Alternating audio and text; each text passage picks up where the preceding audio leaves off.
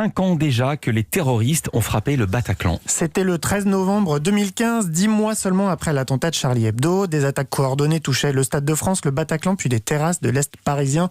Des attentats qui ont fait 131 morts et 413 blessés et qui restent aujourd'hui les plus meurtriers que le pays ait connus. Ce soir, en prime, C8 propose un documentaire qui retrace l'année 2015 dans sa globalité à travers le prisme de ces attentats. Il s'appelle « De Charlie Hebdo au Bataclan, les derniers secrets des attentats de 2015 » et son réalisateur Jérôme Korkikian a expliqué à Louise Bernard pourquoi il avait opté pour cet angle plutôt que de se concentrer sur janvier ou sur novembre. Il y a déjà eu des documentaires qui ont très bien traité des attentats soit de janvier, soit de novembre. Nous, ce qui nous intéressait, c'est de traiter l'ensemble de cette année parce qu'elle marque un vrai tournant de par son ampleur, de par la succession d'attentats. C'est une année historique, dramatiquement historique pour la France.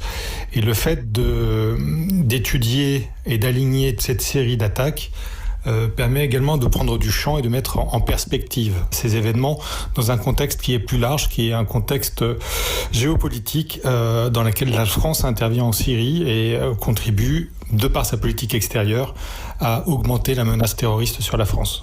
Jérôme Korkikian n'est pas le premier à se pencher sur ces drames. Évidemment, on a déjà vu beaucoup de documentaires et de reportages à ce sujet, mais celui-ci nous promet de découvrir les derniers secrets. C'est dans le titre, les derniers secrets de ces attaques. On lui a donc demandé très frontalement s'il y avait encore, effectivement, des choses que le public ne connaissait pas.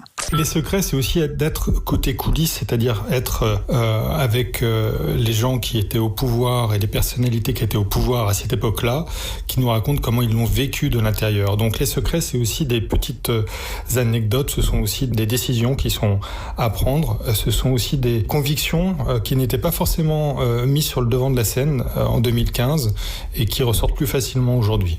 Parmi les personnalités interrogées, François Hollande, alors président de la République, mais aussi le ministre de l'Intérieur de l'époque, Bernard Cazeneuve, le procureur de la République, François Molins, des membres du GIGN et du RAID qui sont intervenus sur place, ou encore le chef des vigiles du Bataclan. Rendez-vous dès 21h15 sur C8.